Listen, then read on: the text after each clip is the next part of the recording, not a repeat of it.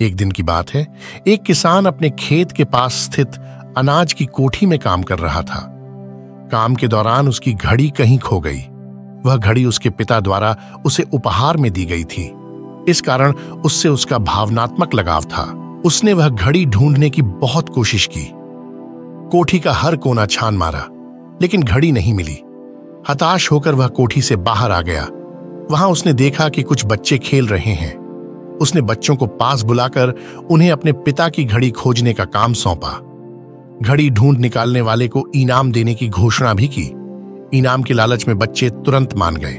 कोठी के अंदर जाकर बच्चे घड़ी की खोज में लग गए। इधर उधर यहां वहां हर जगह खोजने पर भी घड़ी नहीं मिल पाई। बच्चे थक गए और उन्होंने हार मान ली।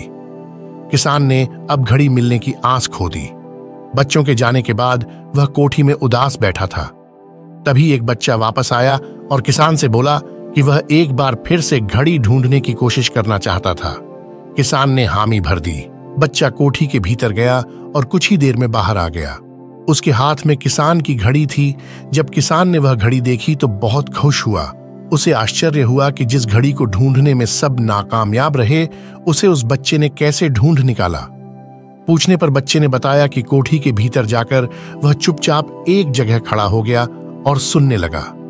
शांति में उसे घड़ी की टिक टिक की आवाज सुनाई पड़ी और उस आवाज की दिशा में खोजने पर उसे वह घड़ी मिल गई। किसान ने बच्चे को शाबाशी दी और इनाम देकर विदा किया। शांति हमारे मन और मस्तिष्क को एकाग्र करती है और यह एकाग्र मनोस्थिति जीवन की दिशा निर्धारित करने में सहायक है। इसलिए दिन भर में कुछ समय हमें अवश्य निकालना चाहिए जब हम शांति से बैठकर मनन कर सकें।